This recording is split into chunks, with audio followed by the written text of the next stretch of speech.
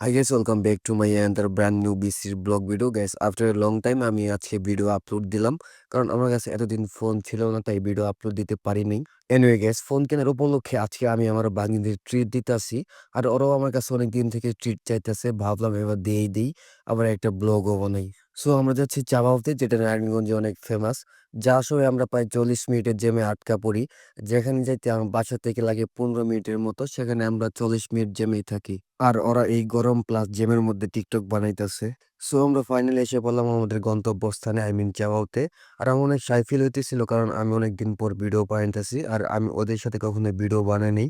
So অনেক awkward লাগতেছিল আমার, তাই আমার সবগুলা ভিডিও আমার বাগনি করে দিছে। রেস্টুরেন্টের ডেকোরেশন থেকে শুরু করে খাবারের ভিডিও সবগুলাই বাগনি করে দিছে। আর আমরা 3টা চাপ অর্ডার করি, 2টা ছিল বারবিকিউ চিকেন চাপ এবং একটা ছিল নাগা বারবিকিউ চিকেন চাপ। নাগা বারবিকিউ চিকেন চাপটা আমি নিছিলাম, কারণ আমি অনেক জাল খেতে পছন্দ করি।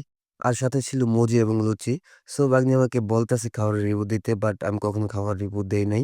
আর আমি কোনো ফুড ব্লগারও না, তাই আমি চাইলেও রিভিউ দিতে পারবো না, কারণ আমার কোনো এক্সপিরিয়েন্সও নেই। সো আমরা খাওয়া শেষ করে সেকাসে লেকে যাই। আমার আরো কিছু খাওয়ার ইচ্ছা ছিল, কিন্তু ওরা আর খাইতে পারবো না, তাই আর আমিও খাই নাই। তারপর চা খেয়ে বাসায় চলে আসি। সো গাইস, এটি ছিল আজকের ভিডিও। দেখা হচ্ছে অন্য কোনো ভিডিওতে।